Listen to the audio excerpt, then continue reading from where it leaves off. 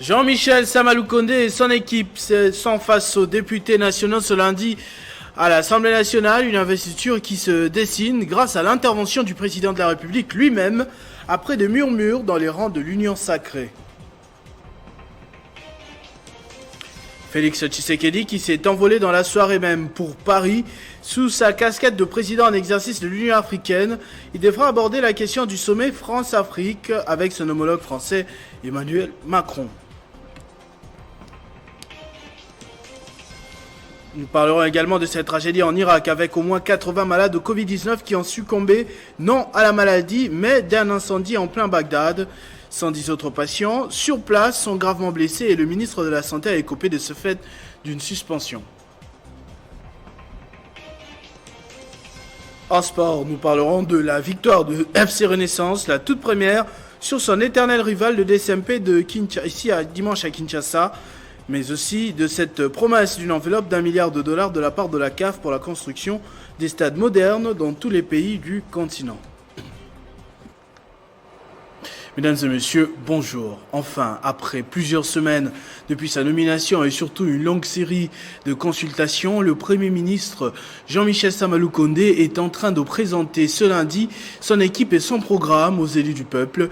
Un exercice longtemps reporté à cause notamment d'une certaine frustration de la part de ceux qui n'y sont pas retrouvés, mais les violences semblent s'être accordées après la rencontre de ce samedi avec le président de la République lui-même qui leur a donné quelques assurances par rapport à la suite.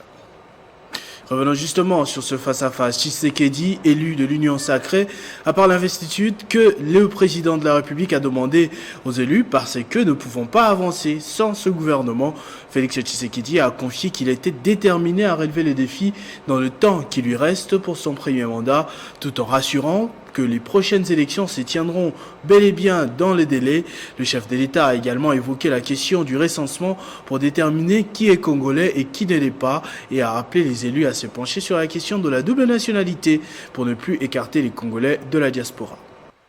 Dans son adresse, le président de la République a dissipé les malentendus et autres suspicions en exhortant d'une manière globale le député à se mettre au travail pour l'intérêt du peuple et à investir le gouvernement de la République. Aujourd'hui, et nous pouvons dire avec joie que Kisalu ekoki kobanda, Mosala ekoki kobanda, Kazi ekoki kobanda, Mujimu ekoki kobanda. Je compte sur chacune et chacun de vous pour que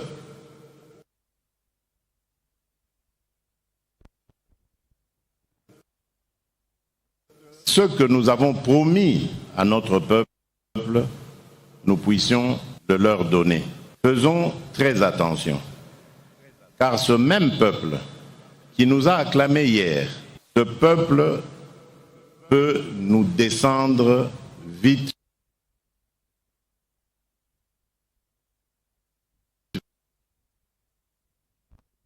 de nos propres turpitudes. Concernant les rumeurs faisant état d'un prétendu glissement en gestation, le chef de l'État a coupé court à toute polémique, rassurant quant à la tenue des élections dans les délais constitutionnels. Parce que je voudrais tordre le cou à ces spéculations bêtes et méchantes qui alimentent notre classe politique et qui consistent à dire que nous voulons éviter les élections en 2023. Regardez-moi bien, lisez sur mes lèvres, je vous le dis, je vous le confirme, il y aura bien élection en 2023. Je suis issu d'un moule dans lequel on m'a forgé pour les élections. Les élections sont le seul, pour nous, le seul thermomètre qui peut indiquer la bonne marche d'un pays. Il n'y en a pas d'autre. On ne s'éternise pas au pouvoir.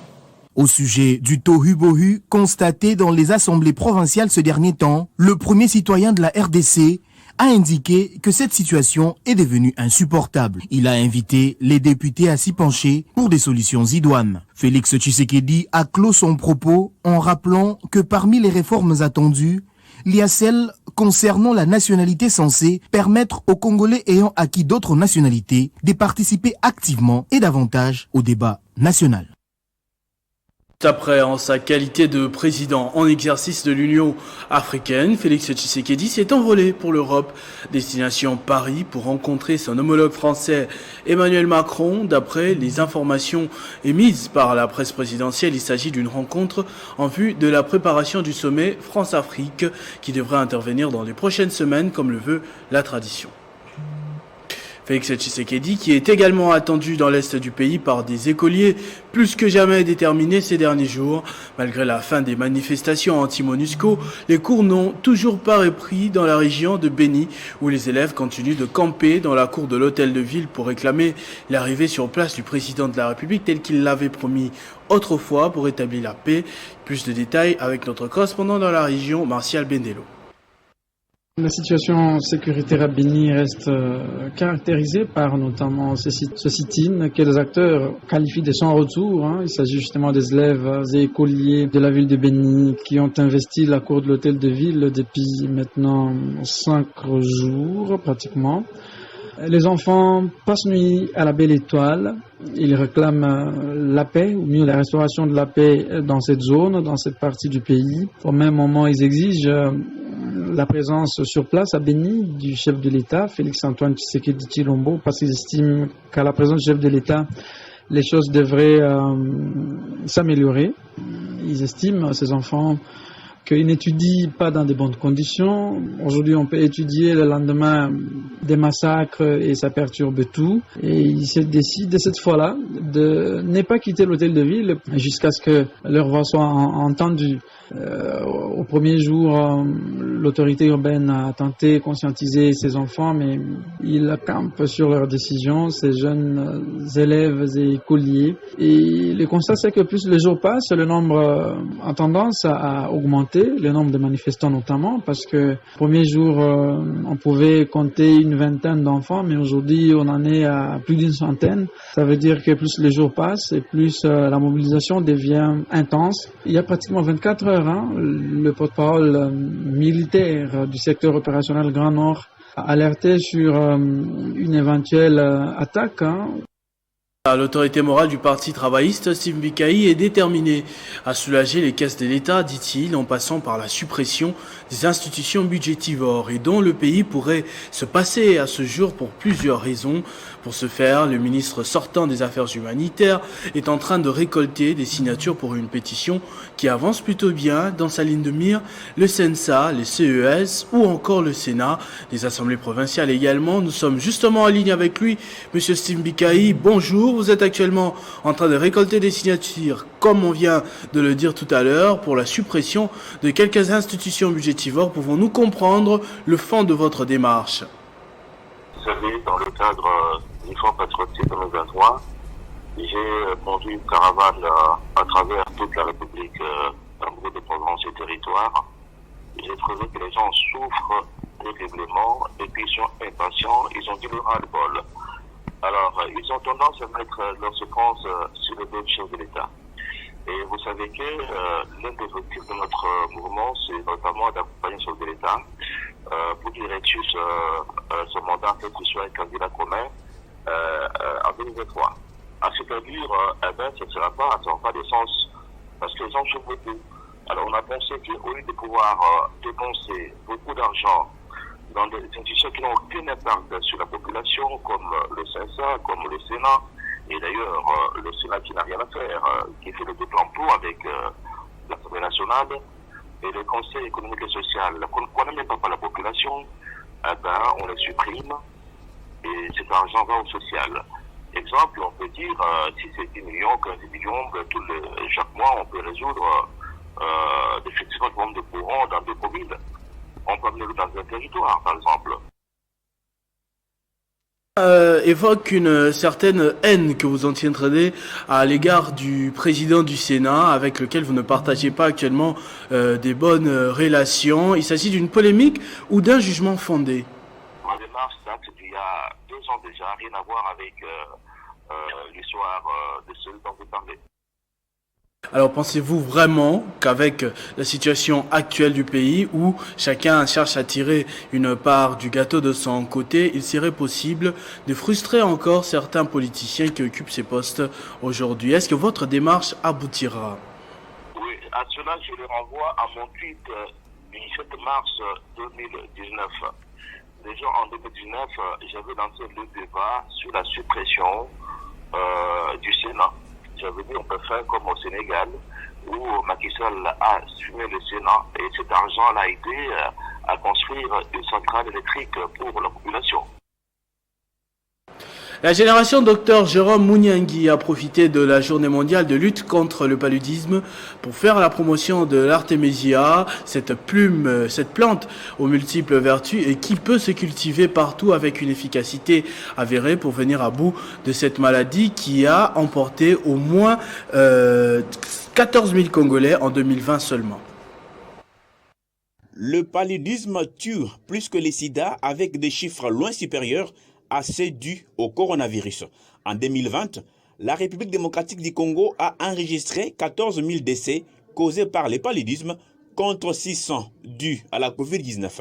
La génération Dr Jérôme Mouniangui, consciente de la gravité de la situation, a mis en exergue la journée mondiale de lutte contre le paludisme pour sensibiliser la population quinoise sur les dangers qui les guettent au quotidien et montrer les vertus de la plante Artemisia, fruit du jeune chercheur congolais Dr Mouniangui, une solution efficace et rapide pour venir à bout de la malaria. La malaria tue plus que Covid.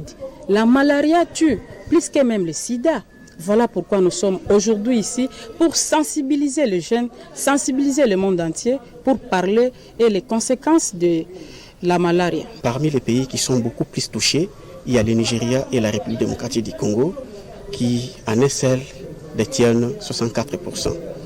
En effet, l'un des grands piliers de recherche du docteur Jérôme Mouniangui, c'est le paludisme.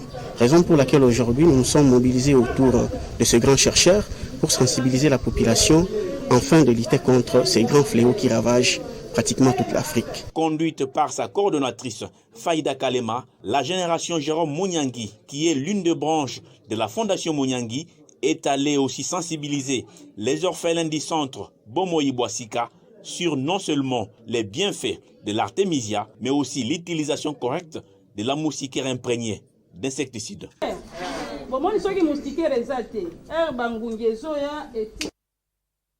Après plusieurs jours de formation, les bourgmestres et leurs adjoints de la ville de Kinshasa peuvent désormais jouer le rôle de principaux auxiliaires de la justice.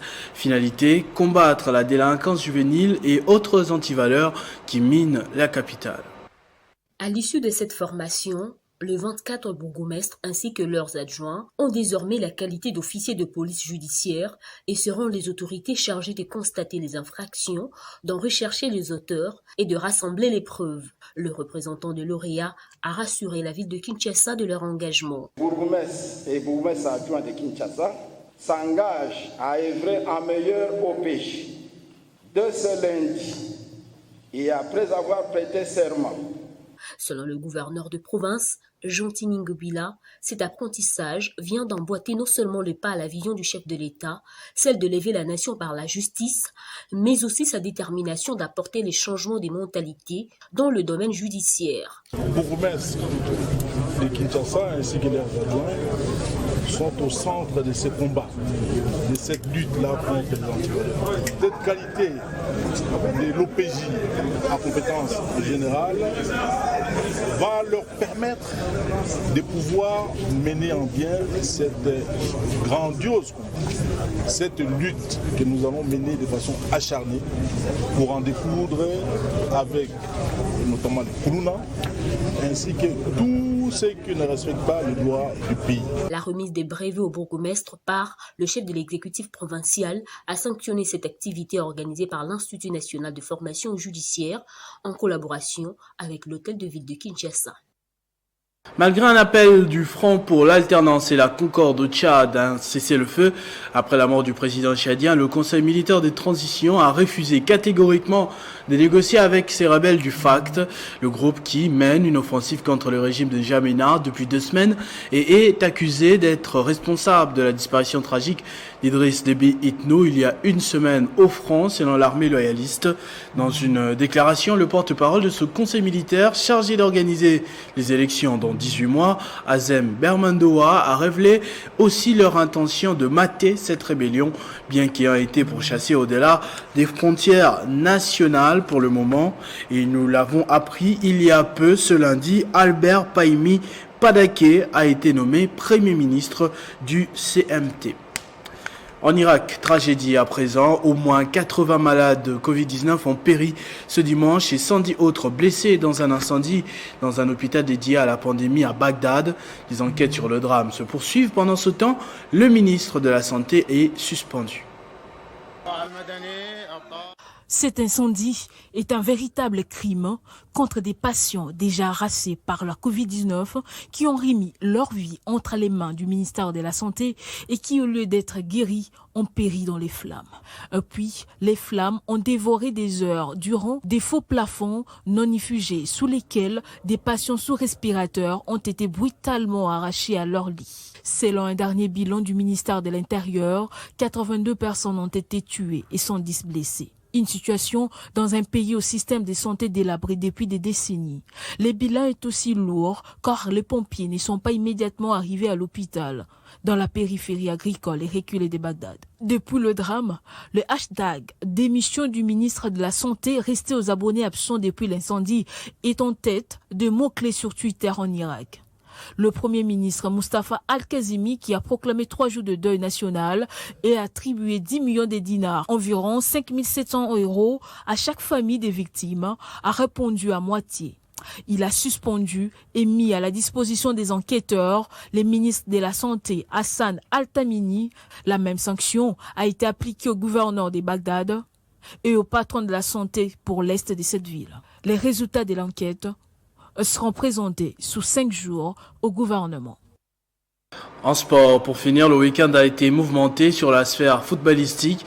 En Vodacom Ligue 1, le FC Renaissance du Congo a gagné son premier derby de la capitale hier face à son éternel rival, le Daring Club Motema Pembe. Sur le continent, la CAF promet de mettre une enveloppe d'$1 milliard pour la construction des stades modernes dans 54 pays.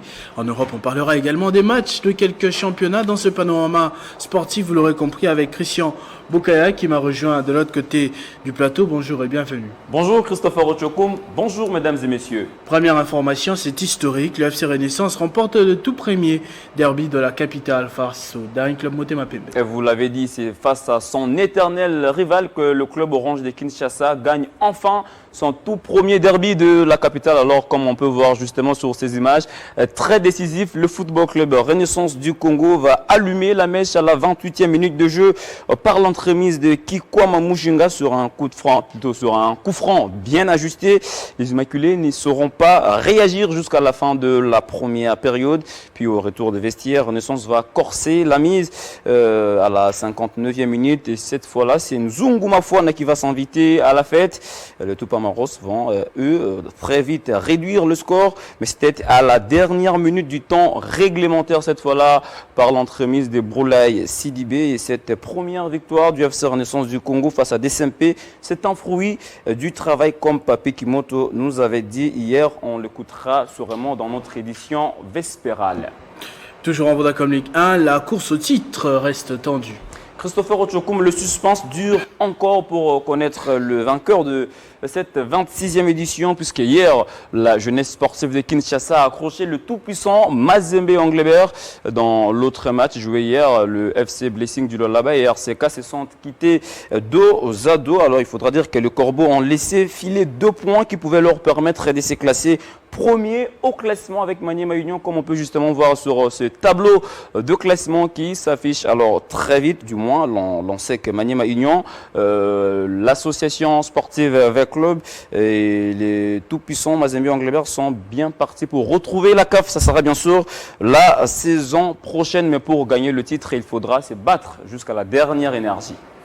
En Afrique, la CAF promet $1 milliard pour la construction des stades dans tous les 54 pays du continent. Élu président de la Confédération africaine de football le mois dernier, Patrice Motsepe a effectué le vendredi un voyage au Maroc. Le but essentiel de sa visite était justement de s'enquérir de l'état d'avancement et de l'ambitieux projet, je le dirais ainsi, de développement des infrastructures de football sur le continent, dont il a confié la charge au président de la Fédération marocaine de football, qui est justement membre du conseil de la FIFA. Ce nouveau projet d'infrastructure évalué à $1 milliard américains doit permettre de changer la physionomie du football africain. Il sera suivi de près par le nouveau président de la CAF, peut-on lire dans un communiqué de l'instance fêtière du football continental. Voilà, et en Europe, vous avez comme d'habitude sélectionné les résultats de quelques matchs joués ce week-end. Allez, on va prendre la direction de l'Espagne pour parler justement de la Liga, où le suspense, un peu comme Ligue 1, persiste. Alors, vous voyez justement la défaite de l'Atlético Madrid face à l'Atlético Bilbao, qui vient justement compliquer encore les choses au classement. Le Barça, qui occupe la 3e place avec 71 points, ex aequo avec le Real Madrid, pourrait lui récupérer la première place en cas d'une victoire le jeudi face à la formation de Grenade en Bundesliga. Le Bayern Munich, qui comptait achever sa saison face à Mayence, a été surpris sur le score d'un but contre 2 en Italie. La Juventus de Turin et Cristiano Ronaldo n'arrivent pas toujours à imposer leur loi en Serie A. La Juve a été accrochée justement par la Fiorentina. Et puis dans l'autre match, là, on est en Ligue 1 française. La formation de Lille prend justement la première place avec 73 points. Grâce à sa victoire face à Lyon sur le score de 3 buts à 2.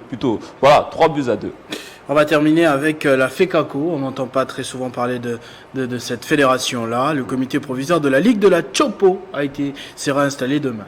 Oui, Christopher Ochokoum, après la décentralisation, il faudra dire que la province orientale, scindée justement en 4 parties, ne permet pas la bonne pratique du karaté suite à plusieurs conflits qui se multiplient au niveau interne. La province de la Chopo, par exemple, s'est autoproclamée en ligue sans l'accord de la Fédération de karaté-do du Congo, ce qui a créé un conflit avec ceux qui exigeaient l'installation par la FECACO d'une ligue provinciale. Suivez plutôt plus de détails dans cet élément. Athlètes de la Chopo nous rencontrent là-bas parce que nous y serons. En mission d'installation du nouveau comité de la Ligue de la Chopo, Maître Freddy Chingej a procédé d'abord à la réconciliation des karatékas en conflit avant d'organiser l'entraînement d'ensemble en présence du chef des divisions provinciales des sports, du ministre provincial des sports et des karatékas. Profitant de l'occasion, le 3e vice-président de la Fédération des karaté-do du Congo a fait un plaidoyer auprès de l'autorité provinciale pour accompagner le karatéka de la Chopo aux championnats nationaux de Bukavu et au tournoi de l'amitié de Goma prévu au mois de juin. Je suis venu personnellement, je n'ai pas voulu déléguer quelqu'un, c'est pour palper des réalités. Pour moi, c'est déjà un ouf de soulagement parce qu'il y a cette attente. Et l'autorité provinciale, son Excellence Maître Louis Marie Wale Fondola, comme père de famille, il doit nécessairement accompagner la nouvelle équipe qui sera mise en place pour que cette nouvelle équipe bénéficie de l'accompagnement de la province. Mardi, Maître Freddy Chingej va installer le comité provisoire avec une mission précise, celle d'organiser les élections dans un délai de 90 jours. Merci beaucoup Christian Bokaya pour toutes ces informations sportives. On vous retrouve où, Nathalie Oko encore, ce soir pour le journal de sport. Spécialement ce soir, ça sera moi puisque voilà, Nathalie Oko a des pépins physiques. Et avec vous, on se retrouve justement la semaine prochaine. Merci beaucoup Christian. Ce journal est terminé, je vous en rappelle tout de suite les principaux titres. Jean-Michel Sama Lukonde et son équipe sont face aux députés nationaux ce lundi à l'Assemblée nationale, une investiture qui se dessine grâce à l'intervention du président de la République lui-même après des murmures dans les rangs de l'Union sacrée. Félix Tshisekedi qui s'est envolé dans la soirée pour Paris. Sous sa casquette de président en exercice de l'Union africaine, il devra aborder la question du sommet France-Afrique avec son homologue français Emmanuel Macron. Nous avons également parlé dans ce journal de cette tragédie en Irak avec au moins 80 malades de Covid-19 qui ont succombé non à la maladie mais d'un incendie en plein Bagdad. 110 autres patients sur place sont gravement blessés et le ministre de la Santé a écopé de ce fait d'une suspension.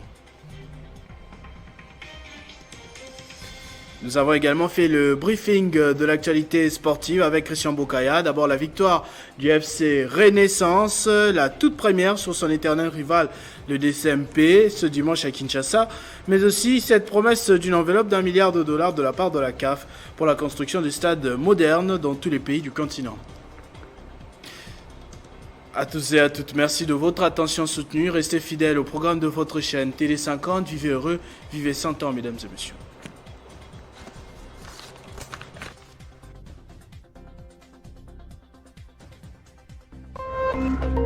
Téléchargez les infos Télé 50 sur www.tele50.cd.